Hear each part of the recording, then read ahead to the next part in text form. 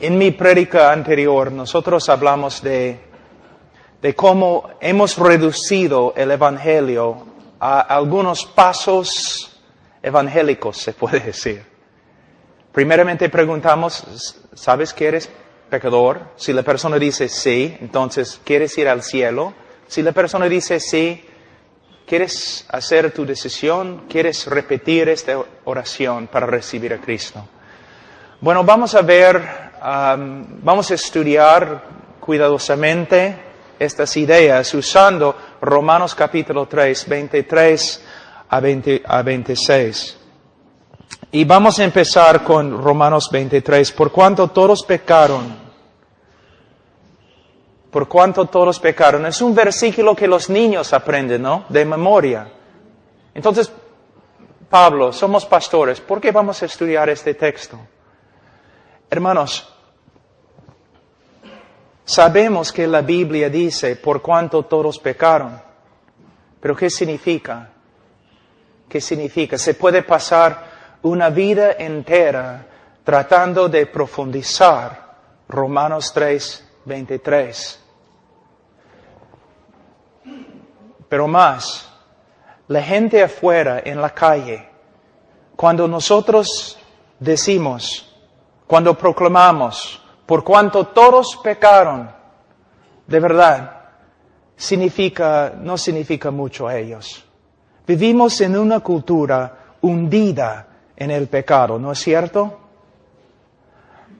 El pecado es una parte de la vida, es una parte de la cultura, es una parte de las bromas. Usamos el pecado para vender cosas en el mercado.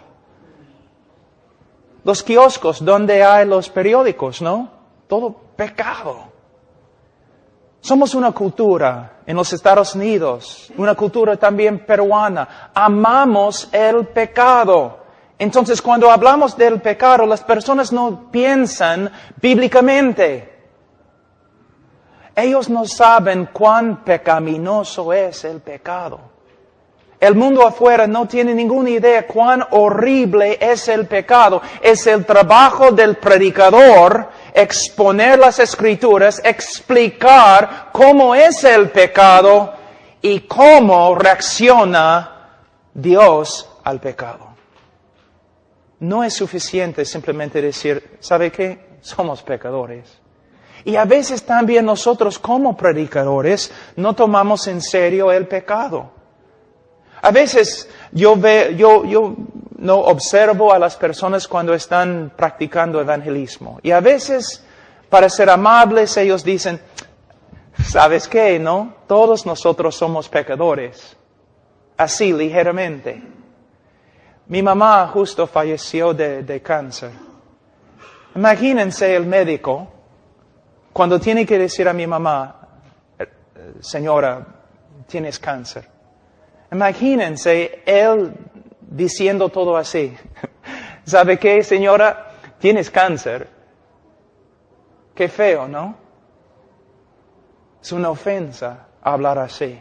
De la misma forma, cuando nosotros como predicadores, cuando predicamos el Evangelio, nosotros tenemos que hablar del pecado, pero tenemos que saber cómo es el pecado ante un Dios santo. Pero para saber cómo es el pecado ante Dios, tenemos que conocer quién es Dios. Otra pregunta. ¿Cuántos meses has pasado solamente estudiando los atributos de Dios? ¿Cuántos años te has dedicado a estudiar solamente los atributos de Dios? Aún en las conferencias que tenemos, ¿no? Somos muy pragmáticos. Quiero saber cómo evangelizar.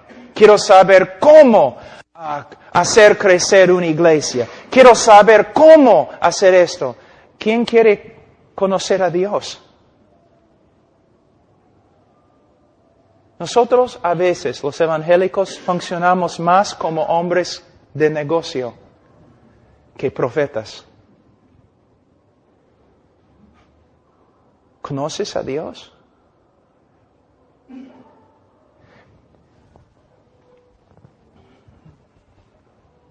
el pecado, por cuanto todos pecaron.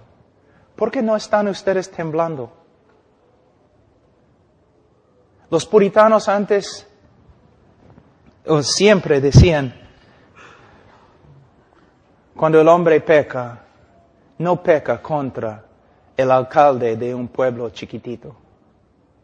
No peca contra el presidente de un país. Peca contra el Señor de la gloria.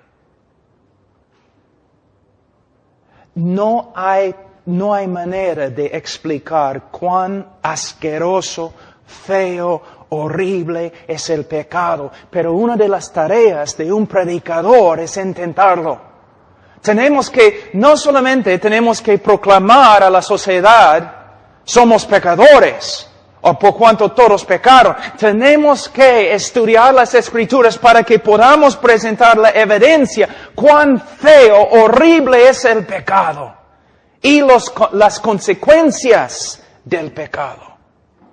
Por eso, hermanos, tenemos que estudiar, tenemos que profundizar, tenemos que pasar toda nuestra vida estudiando las Escrituras para que podamos presentar las evidencias, explicar lo que la Escritura dice, por cuanto todos pecaron. Ahora, vamos a empezar. Hay que explicar lo que significa.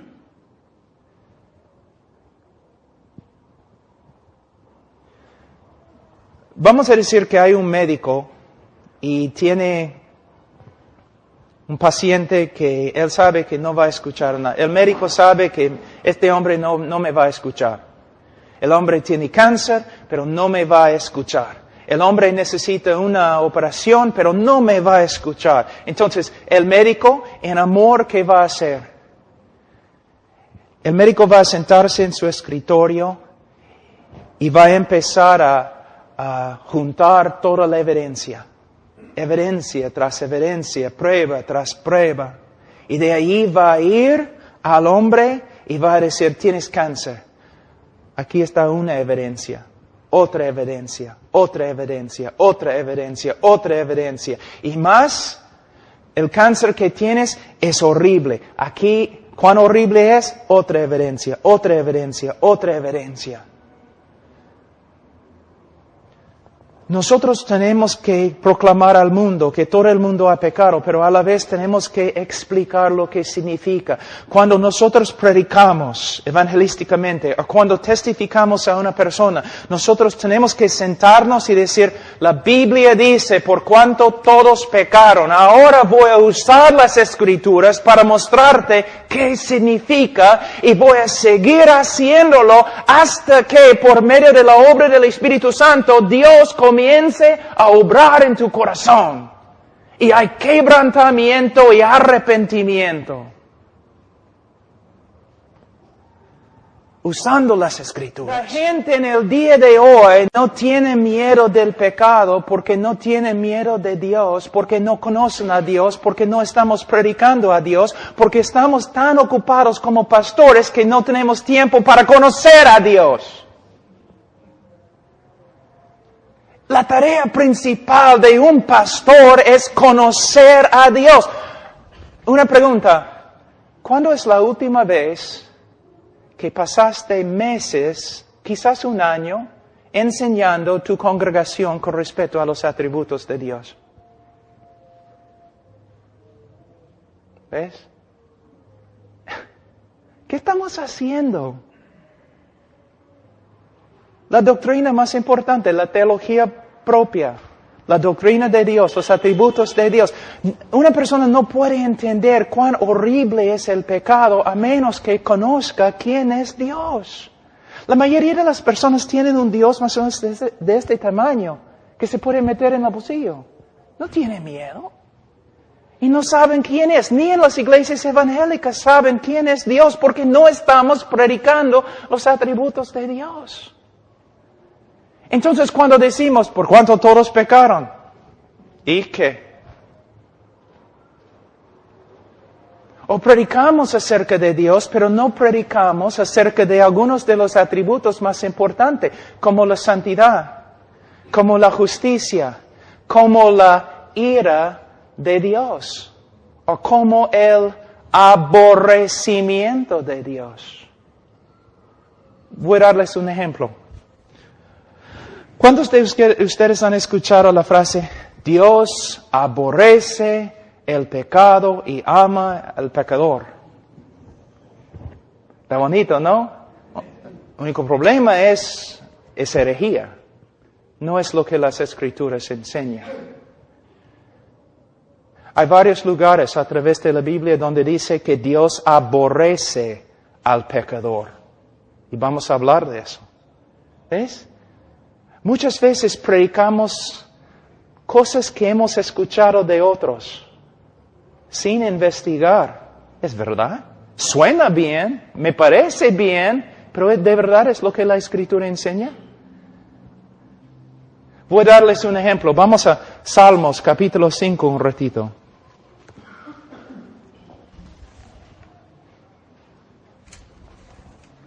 Salmos capítulo 5.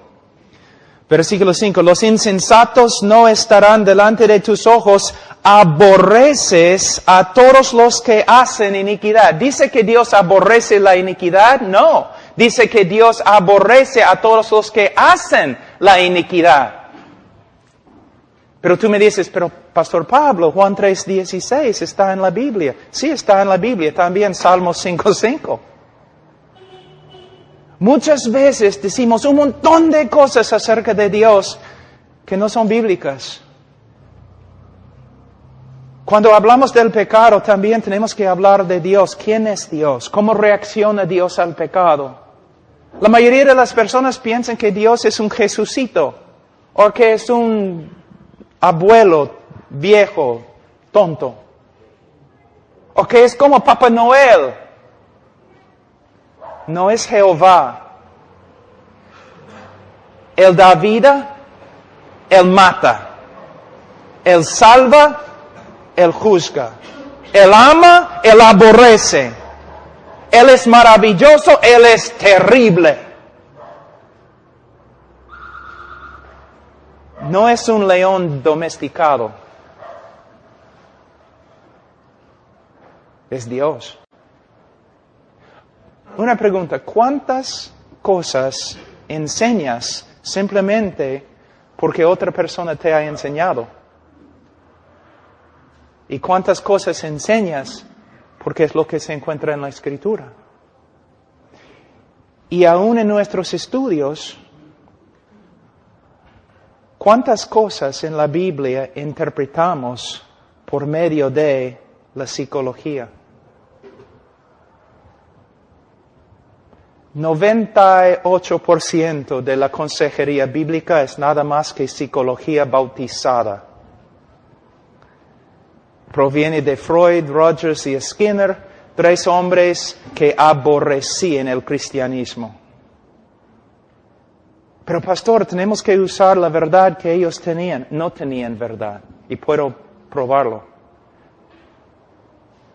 Entonces muchas veces nosotros cuando hablamos de Dios o hablamos del pecado, hablamos a través de la influencia de la psicología en vez de a través de las Escrituras. Les voy a dar un ejemplo. Debemos amar a nuestro prójimo como de este texto. ¿Sabe lo que muchos enseñan? El cristiano tiene que amarse a sí mismo primero porque si no, no puede amar a otro. Esa es una herejía tan grande de la psicología. Es horrible. Pero es lo que enseñamos. ¿Por qué? Porque no estamos enseñando la Biblia.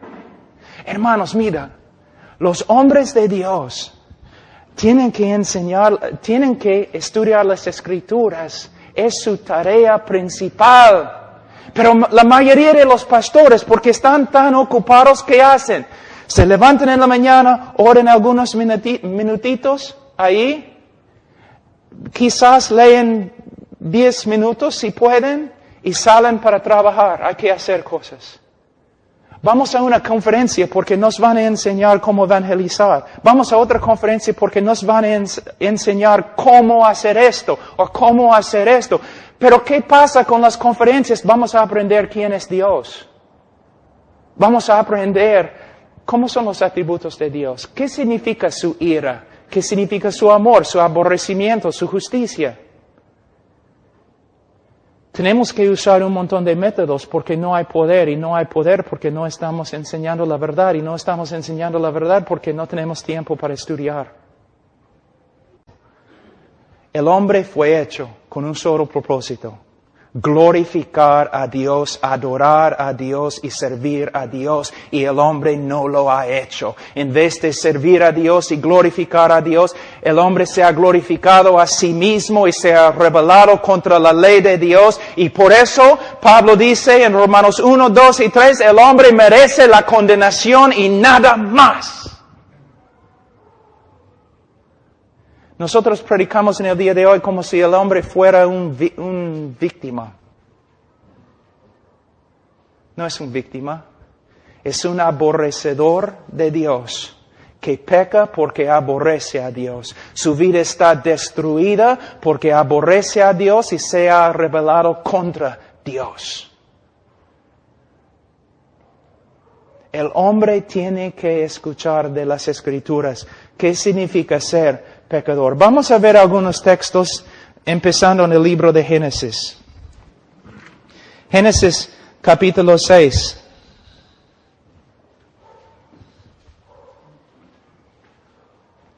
Versículo 5. Y vio Jehová que la maldad de los hombres era mucha en la tierra, y que todo designio de los pensamientos del corazón de ellos era de continuo solamente el mal. ¿Cómo es el corazón del hombre? La Biblia dice así. Ahora, el corazón del hombre significa la esencia del hombre. Se refiere a todo lo que el hombre es. Corrupto totalmente. Una vez yo estaba predicando en una universidad, y después de leer el texto, un joven se acercó a mí y dijo: no estoy de acuerdo con tu interpretación del texto. Y yo le dije: no interpreté el texto, joven. Lo leí nada más. Y él dijo: el hombre no es así, hay algo bueno en el hombre. Yo le dije: joven, si yo pudiera sacar tu corazón y yo pudiera poner tu corazón en un DVD o una película, un video, si yo pudiera dar el video esta noche de todo lo que tú has pensado toda tu vida, joven, tú correrías de esta universidad y nunca regresarías, porque tú has pensado cosas tan perversas que ni puedes compartirlas con tus mejores amigos. Y él dijo: sí, así es el hombre. Así es el hombre. Corrupto. Totalmente corrupto. Ninguna cosa buena en él. Lo que se llama la doctrina de la depravidad humana. La Biblia no enseña que el hombre es 50% malo, o 95%, sino 100% corrupto. Ahora vamos a otro texto. Génesis, capítulo 8, 21.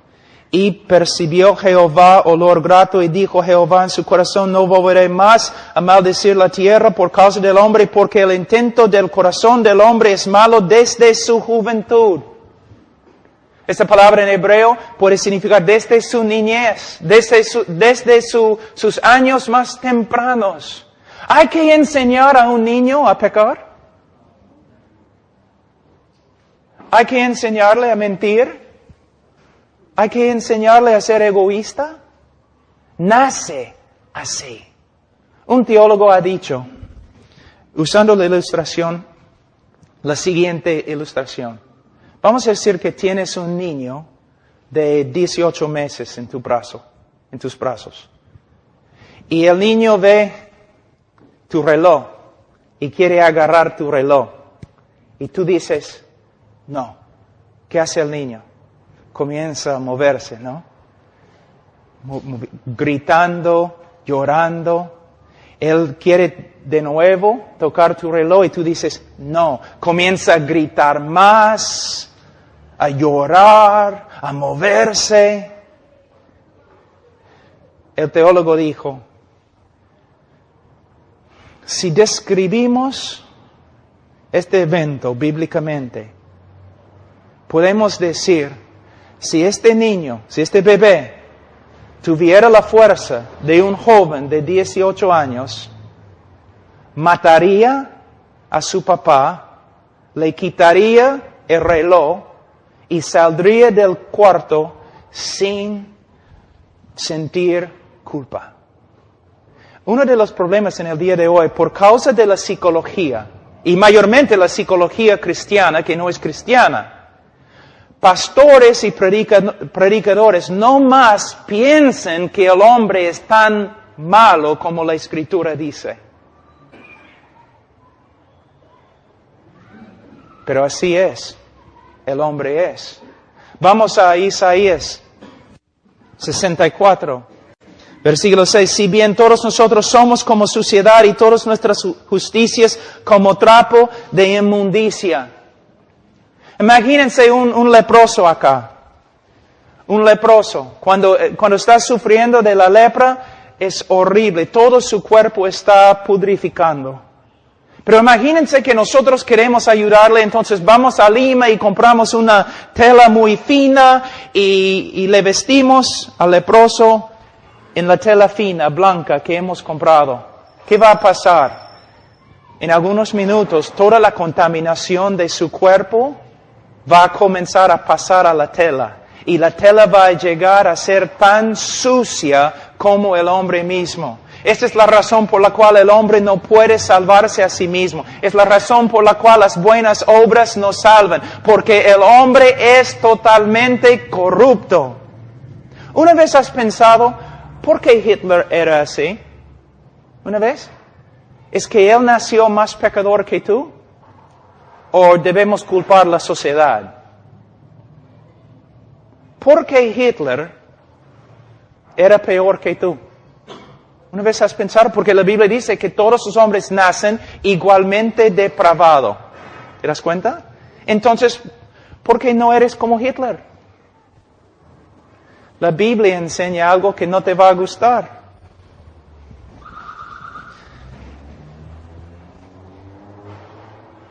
Si no fuera por la gracia común de Dios obrando en el mundo, tú serías peor que Hitler. Cada hombre en la tierra sería peor que Hitler. Aún Hitler fue restringido en su maldad por medio de la gracia de Dios.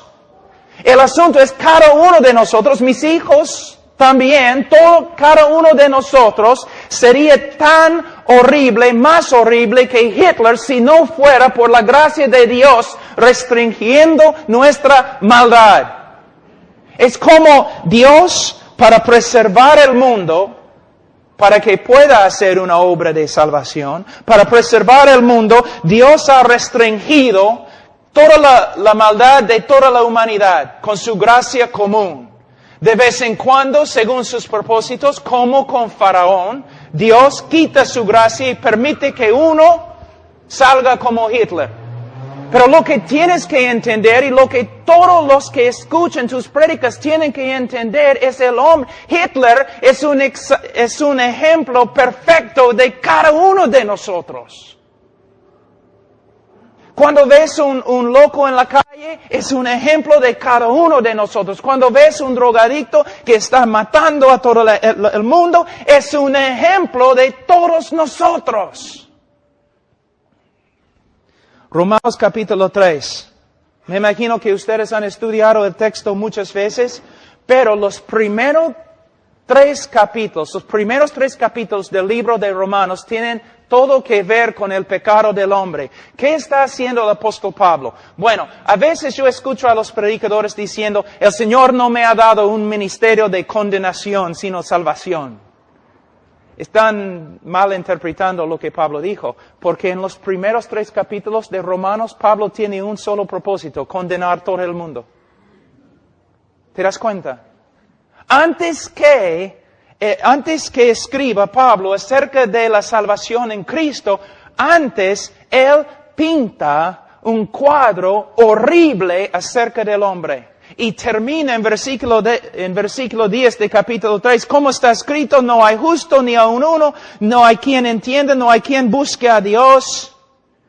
No hay quien haga lo bueno, y termina diciendo en versículo 19, pero sabemos que todo lo que la ley dice, lo dice a los que están bajo la ley, para que toda boca se cierre y todo el mundo quede bajo el juicio de Dios.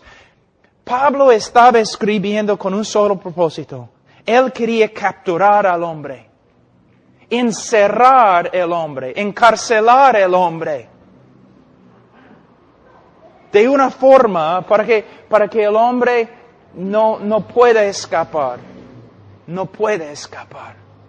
Cuando nosotros evangelizamos o predicamos diciendo, ¿sabe que eres pecador? Ese es solamente el comienzo del trabajo. Sí, pastor, todos son pecadores, ¿no? Las personas hablan así porque no quieren sentirse a solas. Sí, todos nosotros somos pecadores, como si fuera a ayudar. Decimos, mira, la Biblia dice, por cuanto todos pecaron. Ahora, voy a explicarte lo que significa. No con un espíritu crítico, no con orgullo, no con enojo, quizás con lágrimas. Voy a explicarte lo que eres ante Dios. Muchas veces cuando hablo con personas, pero yo soy así porque mis padres, o porque la sociedad, o tú no entiendes las pruebas. No. Todo lo que estás diciendo, amigo, es una mentira. Tu vida es así porque tú eres un pecador. Todo lo que ha pasado es tu culpa. Ahora vamos a empezar.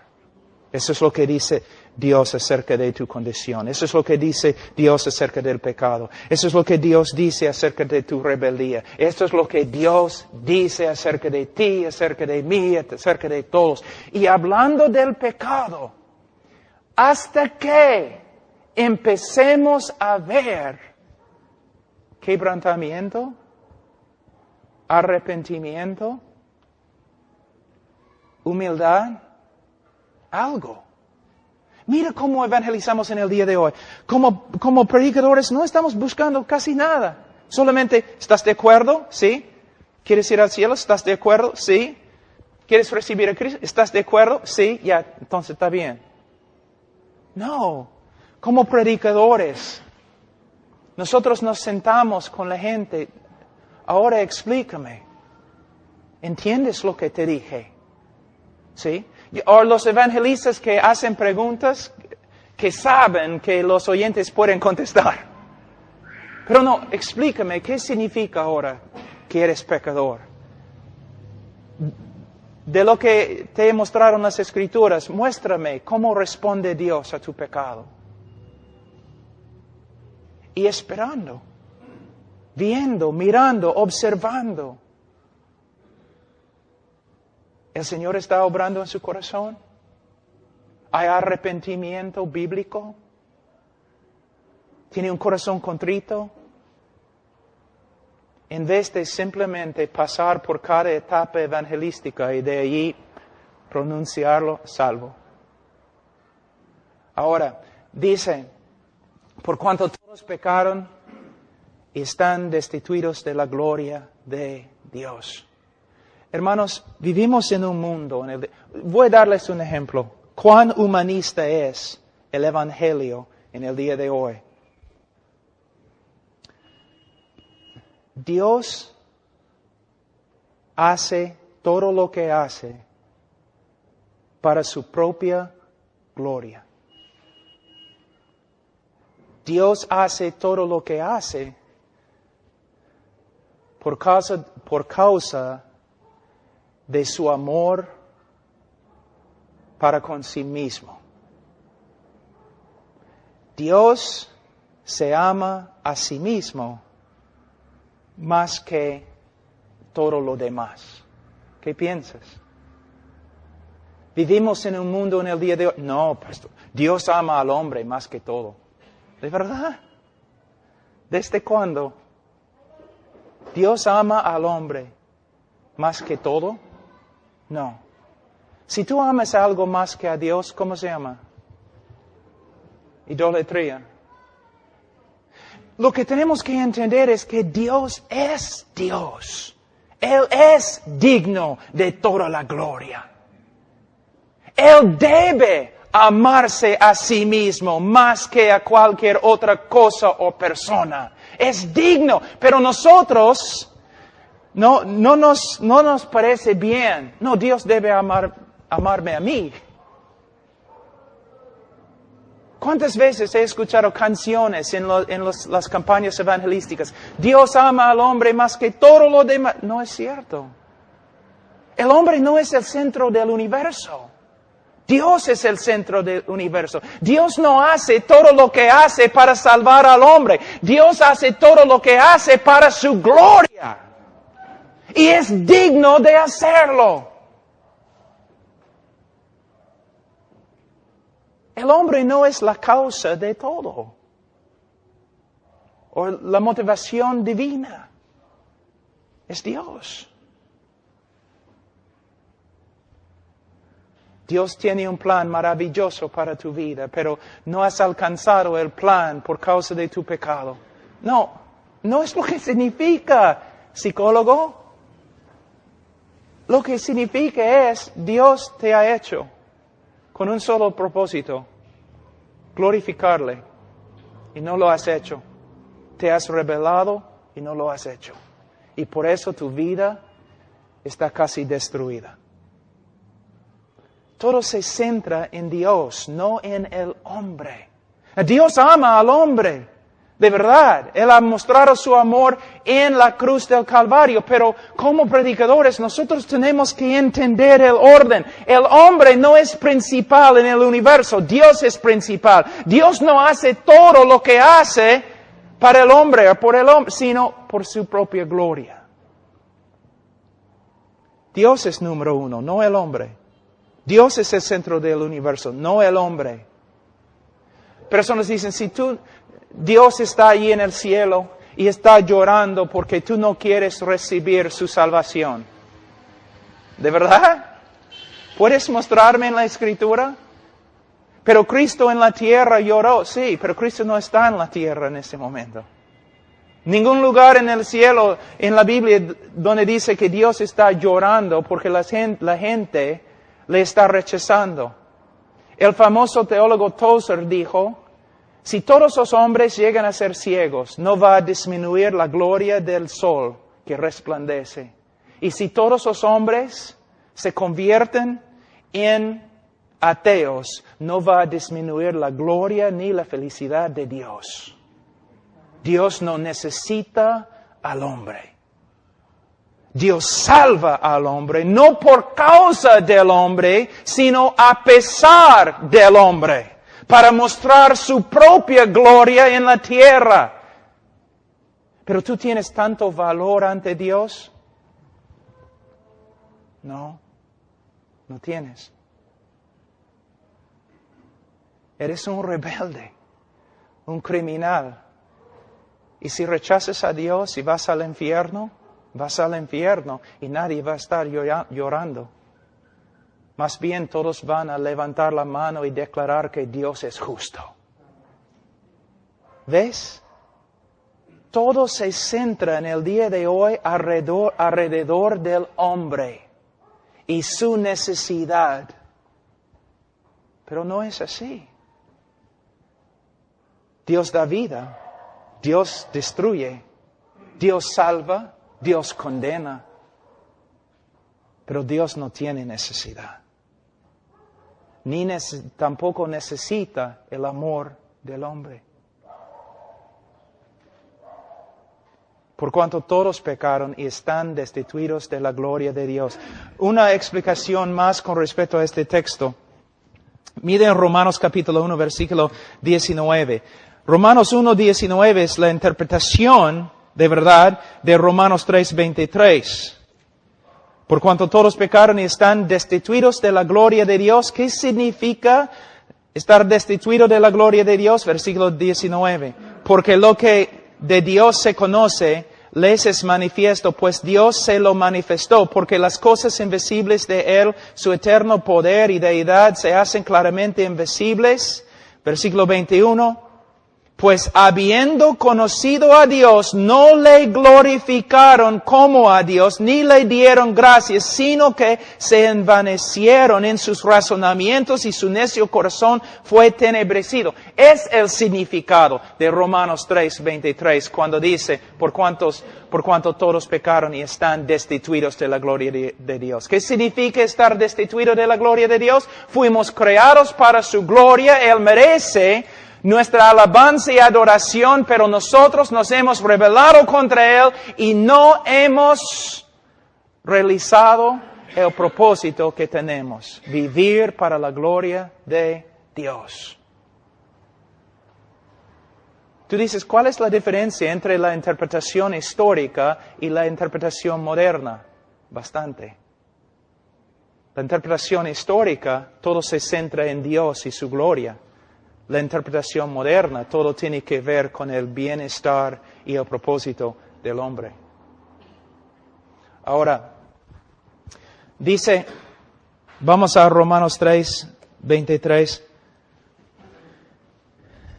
Versículo 23, por cuanto todos pecaron y están destituidos de la gloria de Dios, siendo justificados. ¿Qué significa siendo justificados? Es muy importante. Muchas personas a veces piensan, bueno, ser justificado significa que Dios nos ha perdonado. No.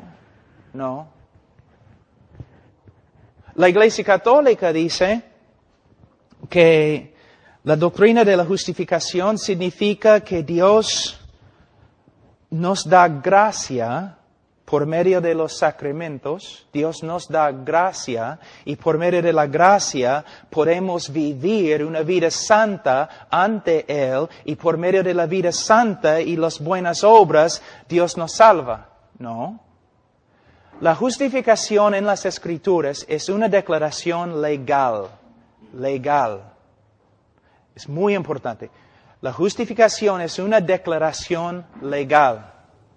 El momento que una persona cree en Jesucristo, Dios legalmente lo declara justo ante Él. Y aquí se encuentra el problema. Hermano Carlos habló un poco de eso, pero voy a explicar el mismo problema de otra forma. Aquí es el dilema. Dilema es una palabra que se usa. Dilema divina. Es este. Si Dios es justo, Él no puede perdonarte. Si Dios es justo, Él no puede perdonarte. Es el problema más grande de las Escrituras y una de las partes más importantes en el evangelismo. Nosotros decimos a las personas, Cristo tuvo que morir, ¿sabes por qué? Bueno, por causa de mi pecado, sí. Pero todavía no hemos llegado a la respuesta. Cristo murió. ¿Por qué? Por causa de nuestro pecado. Sí, pero ¿por qué fue necesario que muriese por nuestro pecado? Es por causa de ese problema acá. Si Dios es justo, Él no puede perdonarte. Porque si Él perdona a los injustos, Él llega a ser más injusto que ellos. Es el problema más grande. Es la razón por la cual toda la Biblia fue escrita. Es la razón detrás del Evangelio, pero muchos cristianos nunca han escuchado de tal cosa. ¿Te das cuenta? Es quizás la parte más clave del Evangelio y casi nadie habla de eso en el día de hoy. Antes, los bautistas cada vez que predicaron el Evangelio hablaron de esto. En el día de hoy ni han escuchado. ¿Por qué Cristo tuvo que morir? Porque si Dios es justo, Él no puede Perdonar. Como el hermano te dio esta mañana un ejemplo de un juez. Un juez, no, una persona mata a toda tu familia, tú capturas la persona, llevas la persona a la policía lleva la persona, el criminal, al juez, y el juez mira y dice, ¿sabe qué? Yo soy un juez de amor, por eso te perdono. Tú vas a gritar, no, yo demando justicia. Tú vas a escribir los periódicos diciendo, mira, hay un juez que es peor que los asesinos que él perdona. ¿Te das cuenta? Un juez tiene que hacer justicia. Si Dios es el juez de toda la tierra y nosotros somos corruptos y viles, si hemos quebrantado cada ley que Dios ha dado, Él no puede perdonarnos. Hay una cosa que se llama justicia y la justicia tiene que satisfacerse. ¿Te das cuenta?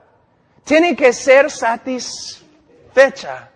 Ahora, pero ustedes tienen que entender algo muy importante. Había una película, Los Crónicos de Narnia, el león, ropero y bueno, en Aslan, el león representa a Jesús. Y en la película, él tiene que morir por Edmund, que es un traidor. Y él dice algo en la película que no es correcto. Él dice, no podemos simplemente perdonar a Edmund o salvar a Edmund de la bruja que le había capturado, porque hay una ley más que aún yo tengo que obedecer. Lo que él está diciendo es que hay una ley de justicia. Edmund, el chico, ha pecado. Yo no puedo simplemente recibirlo de nuevo. Hay una ley de justicia que tengo que satisfacer antes que yo pueda recibirlo de nuevo. Pero en la película es herejía. ¿Por qué? Está diciendo que hay una ley más alta que Dios y Dios tiene que satisfacer la justicia, la ley de justicia que es más grande que Él antes que Él pueda actuar. No es cierto. La justicia que Dios tiene que satisfacer es su propia justicia. No una regla que Él tiene que cumplir que tiene más autoridad que Él. Dios no puede ser inconsistente. Por ahí. Mira, voy a darles un ejemplo. ¿Una vez has escuchado a un predicador diciendo esto? En vez de ser justo contigo, Dios ha demostrado su amor. ¿Sabe lo que están diciendo? El amor de Dios no es justo. En vez de ser justo contigo, Dios ha mostrado su amor. Está diciendo que el amor de Dios es injusto. No, Dios tiene que ser justo cuando manifiesta su amor. Él no puede pasar por alto la justicia. Su justicia demanda que mueras. Él tiene que satisfacer su propia justicia antes que pueda perdonarte. Eso es lo que significa la cruz. Pero me imagino que hay algunos de ustedes que nunca han escuchado tal cosa. Pero es de verdad el centro del Evangelio.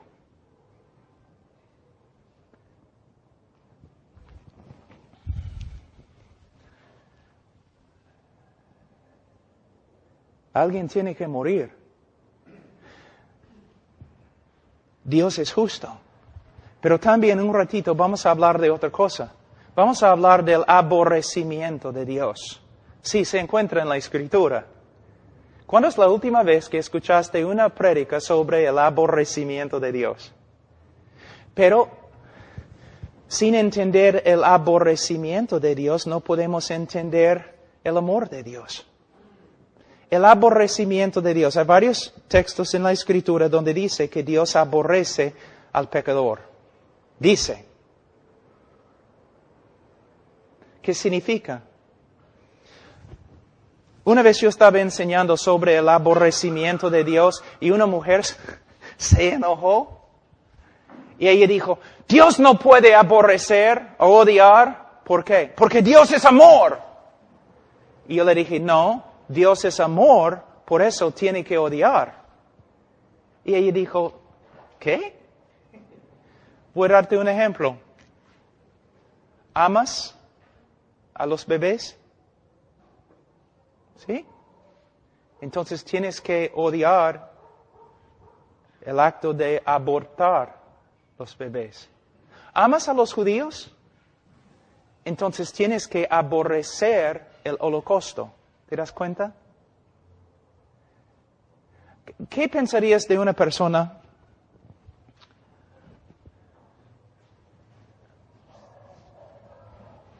que tú estás leyendo el periódico, ¿ya? Y hay un hombre que ha violado como 15 niños.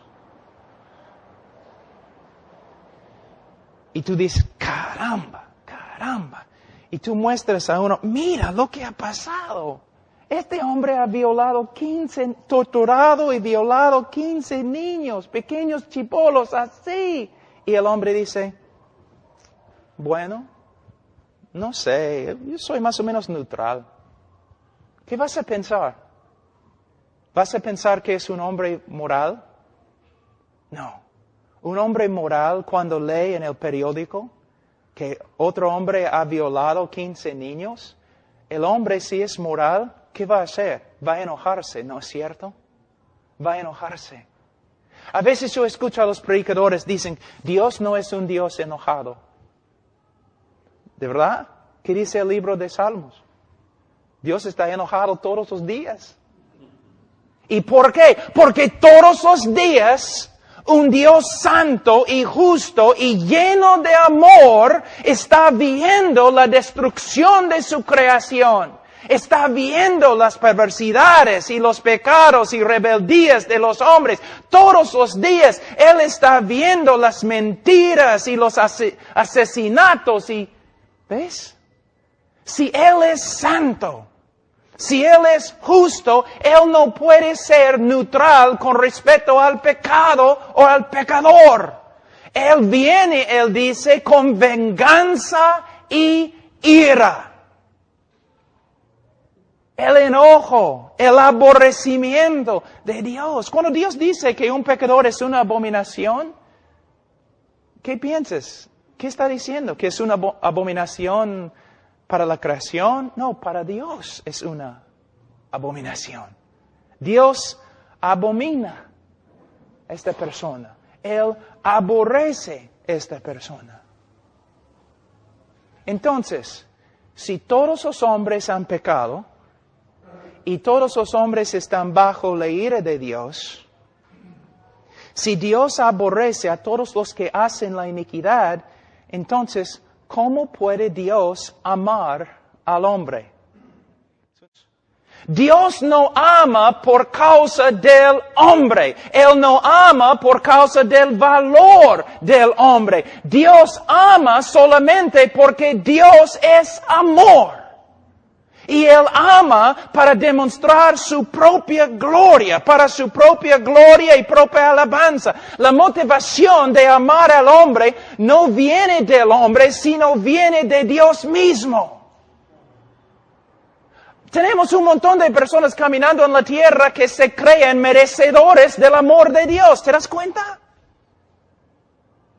Y nosotros, predicando la psicología, están diciendo, claro que sí, Dios te ama porque tú eres su creación y todo lo demás. Y no hablamos de lo que la Escritura dice. La Biblia dice, hermanos, que el hombre es pecador. ¿Cuántas veces pecaron Adán y Eva antes que fueran echados fuera de la presencia de Dios? Una sola vez. Por medio de un solo pecado, Dios hundió toda la creación en condenación. Tú has pecado muchas más veces que Adán y Eva. ¿Cómo puede? Si Dios va a destruir una tierra entera por causa del pecado, ¿cómo va a tener una relación contigo? Lo que tenemos que ver es que el hombre es pecador, Dios es santo y justo, y si Dios es santo y justo, ¿cómo va a perdonar a un hombre? Aquí es otra manera de verlo.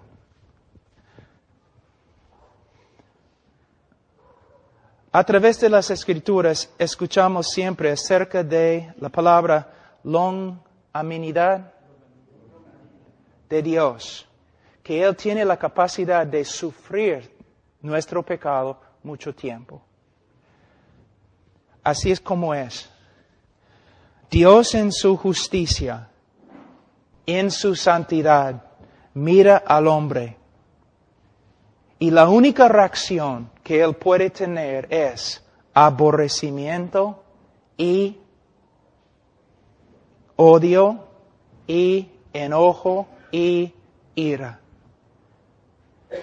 Pero por causa de su propia naturaleza y para su propia gloria, Dios puede actuar a favor de los objetos de su odio. Es como si, vamos a decir, la misericordia de Dios con una mano está restringiendo la ira de Dios y con otra mano está obrando para la salvación del hombre. Pero no por causa del hombre, sino a pesar del hombre. Pero un día la misericordia de Dios se va a retirar. Y lo único que va a quedar es la perfecta justicia de Dios contra el pecado del hombre. Lo que quiero que ustedes vean es que Dios actúa para salvar al hombre, no por causa del hombre, tampoco por causa del valor del hombre, sino por causa de su propio carácter. Él es amor. A veces, una vez yo estaba predicando y antes de predicar una mujer subió a la plataforma y ella cantó una canción. No entiendo por qué Dios me ama. Y dice, yo tengo la respuesta. Él te amó porque Él es amor y no tenía nada que ver contigo. ¿Qué vio Dios en mí? Absolutamente nada. Solo pecado, rebeldía, aborrecimiento, perversidad. ¿Debo seguir? O la canción, no entiendo por qué Dios, ¿cómo se dice en castellano? Dios nunca dejó de confiar en mí. Él nunca confió en ti. Él confió en sí mismo y su poder de cambiarte. Dios, sí, cuando vemos cuán horrible es el hombre, cuando el hombre llega a ser menos y menos y menos y menos, Dios llega a ser más y más y más y más. Cuando predicamos que el hombre es el centro del universo y Dios no va a estar feliz a menos que el hombre se salve, entonces el hombre es grande, Dios es pequeño. Cuando predicamos a los pecadores, pecador, eres pecador. Mereces el juicio de Dios. Mereces la ira de Dios. Pero Dios, en su amor, no un amor que tú has sacado de Él. No un amor por causa de ti o por causa de tu valor o por causa de tus atributos. No, un amor que proviene de Dios mismo. Entonces podemos empezar a ver cuán grande es el amor de Dios. Les voy a dar un ejemplo. No siempre, pero a veces es así. Mira, cuando un drogadicto, prostituta así, se convierte de verdad, ¿qué pasa? Muchas veces tiene un amor, pero cuando se convierte de verdad, porque muchos se dicen convertidos y no lo son. Pero cuando un drogadicto, un hombre que abajo, en un hueco y se convierte, muchas veces tiene un aprecio para la salvación de Dios, porque tiene una idea cómo era antes de su conversión. Pero lo que necesitamos comunicar a todo el mundo es que todo el mundo es igualito a drogadicto en el hueco, sino peor. Cristo está en la cruz y Él grita, Ila, lama sabactani. Dios mío, ¿por qué me has desamparado? Ahora, fíjense, ¿qué está diciendo Jesús? ¿Quién desamparó a Jesús en la cruz? ¿Quién? El Padre. El Padre desamparó. La palabra también significa abandonó, rechazó. Es una palabra muy fuerte. Muchos predicadores dicen, Dios miró desde el cielo y miró a su Hijo y Él no podía soportar ver el sufrimiento de su Hijo y por eso simplemente no podía ver. Es una mentira, no es lo que la Escritura dice, es una mentira. La Biblia dice que Dios no podía mirar a su Hijo y desamparó a su Hijo. Dios abandonó a su Hijo. La pregunta es, ¿por qué? ¿Por qué? Vamos a Salmos 22 y vas a ver por qué. Salmos 22,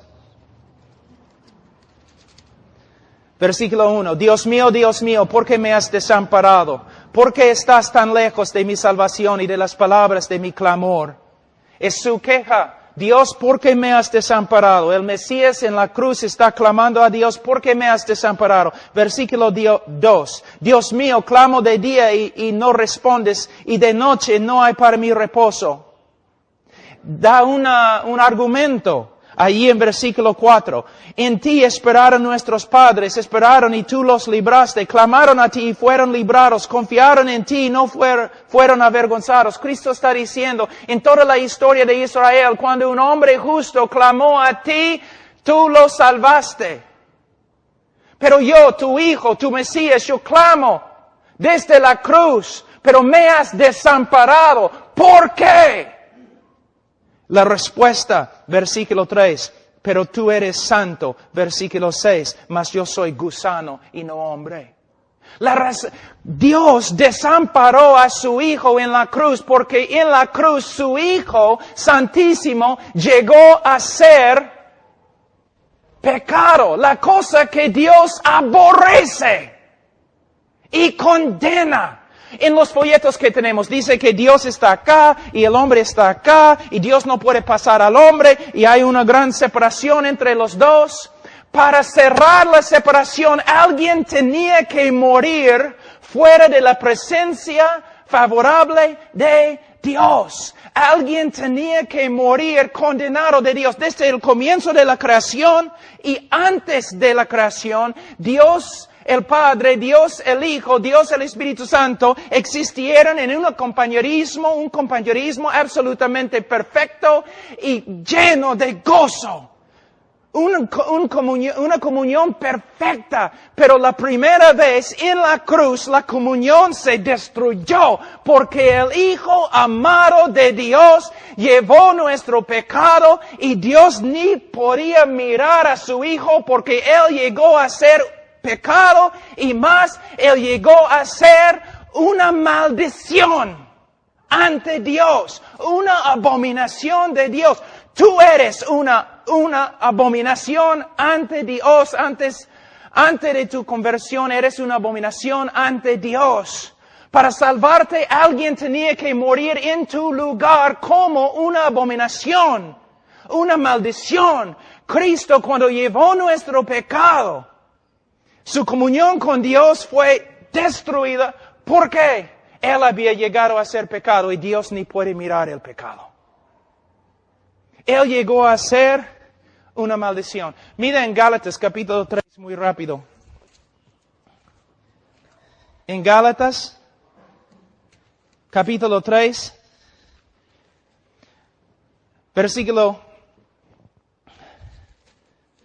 Gálatas capítulo 3, versículo 10. Dice, Porque todos los que dependen de las obras de la ley están bajo maldición, pues escrito está, maldito todo aquel que no permaneciere en todas las cosas escritas en el libro de la ley para hacerlas. Nosotros, ¿qué dice la Biblia acerca de nosotros? Malditos. Malditos ante Dios por causa de nuestro pecado. Pero ¿qué pasa? Versículo 13. Cristo nos redimió de la maldición de la ley, hecho por nosotros maldición. Cristo llevó nuestro pecado. Todo el aborrecimiento y enojo de Dios contra nosotros fue dirigido a Cristo. Como la serpiente en el desierto. Como el cabrío. Los judíos salían, pusieron las manos sobre el cabrío. Simbólicamente, ¿no? Pasando su pecado, el pecado del pueblo, sobre el cabrío. Un cabrío muere.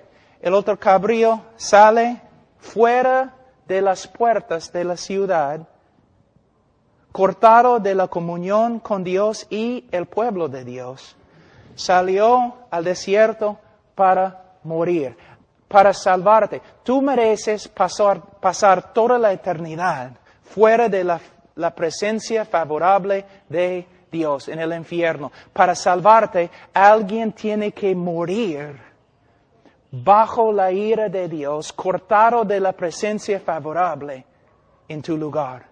Es lo que Jesús hizo. Y en la cruz, ¿qué pasó? Aquí es lo que tienes que entender. Escúchenme, pastores.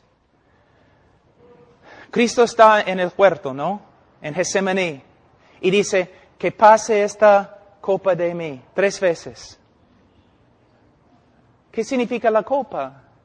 Yo he escuchado pastores diciendo, bueno, Él no quería ir a la cruz, o Él no quería sufrir los clavos, Él no quería sufrir los azotes, Él estaba temblando porque la cruz romana fue tan horrible. ¡No!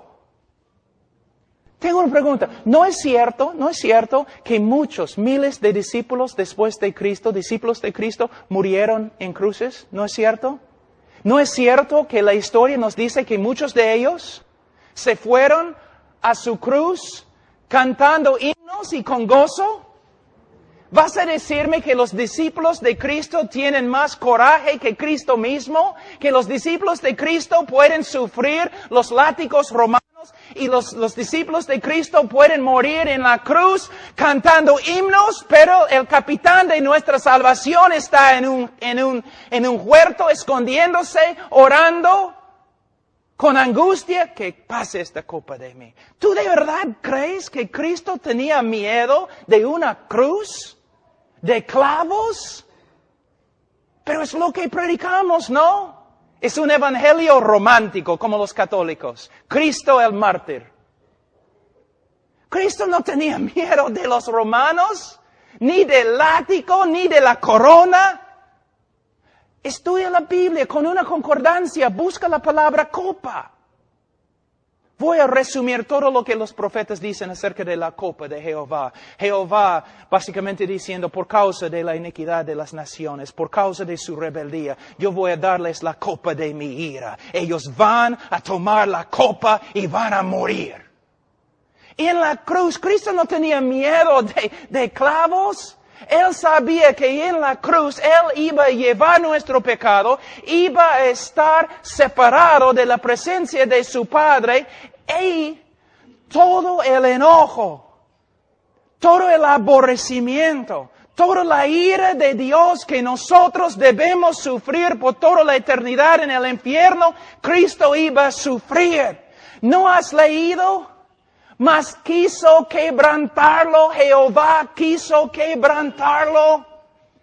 Alguien tenía que morir aplastado, quebrantado bajo la ira de Dios, separado de la presencia favorable de Dios. Allí es el Evangelio, allí se encuentra el poder de la cruz. En la cruz Dios quebrantó, derramó su ira sobre su propio Hijo para salvarte a ti de su ira.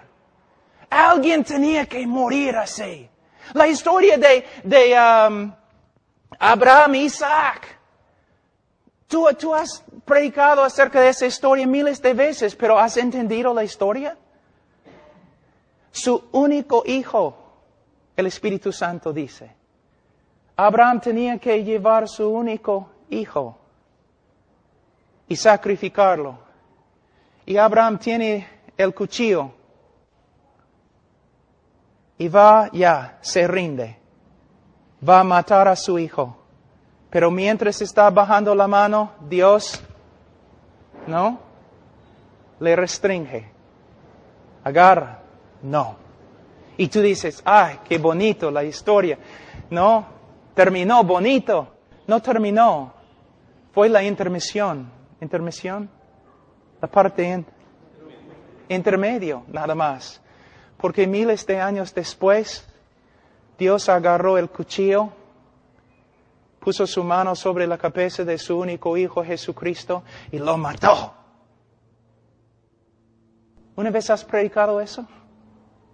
Sí, mayormente las personas en tu iglesia creen que Cristo murió mártir, que los romanos golpearon, pegaron a Jesús y siempre tú estás hablando de cómo los romanos golpearon a Jesús, cómo sufrió a las manos de los romanos, pero la iglesia no entiende, no somos salvos porque los romanos pegaron a Jesús, somos salvos porque en la cruz Él llevó nuestro pecado y toda la ira y castigo y justicia de Dios que nosotros merecemos. Todo eso cayó sobre su Hijo. Dios quebrantó a su propio Hijo. Y cuando su Hijo murió, Él satisfizo una vez para siempre la justicia de Dios. Y ahora Dios puede justificar el pecador y a la vez ser justo, porque Él satisfizo su justicia en la cruz del Calvario. El problema resuelto. Y la mayoría de los cristianos en Perú nunca han escuchado tal cosa.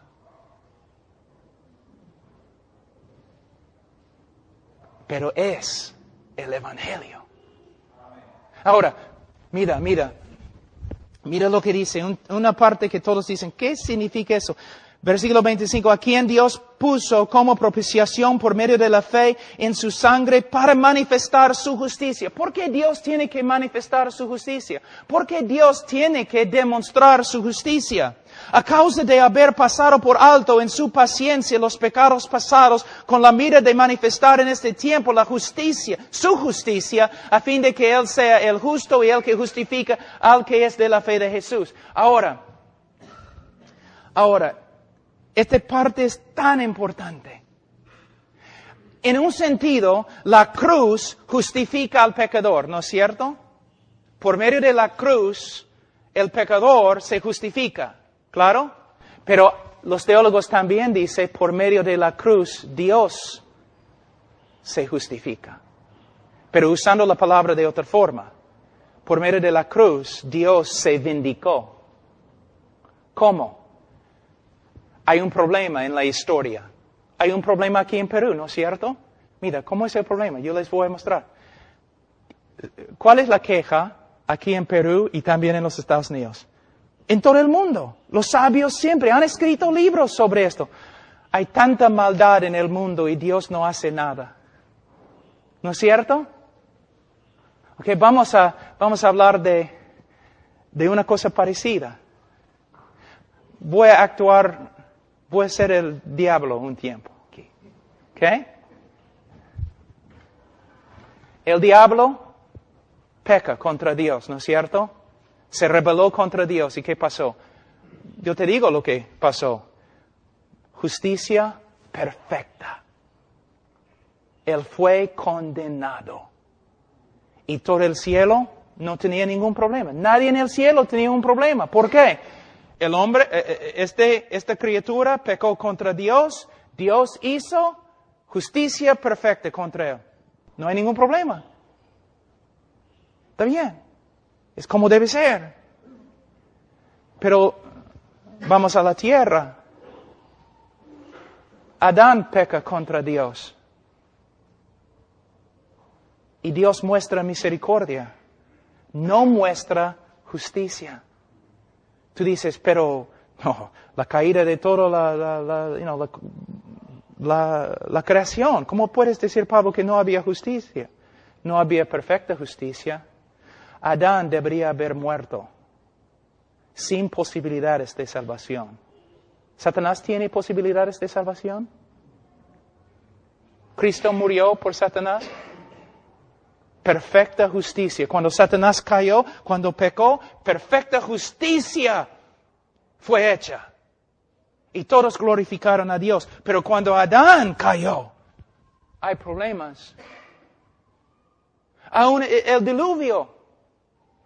Tú dices, ¿hay justicia? Noé debería haber muerto. Era pecador también. ¿O no has leído bien tu Biblia? Entonces, aquí está Satanás. Dios. Tengo una pregunta. ¿Has cambiado? ¿El juez de toda la tierra no hará justicia? Yo me rebelé contra ti. Justicia.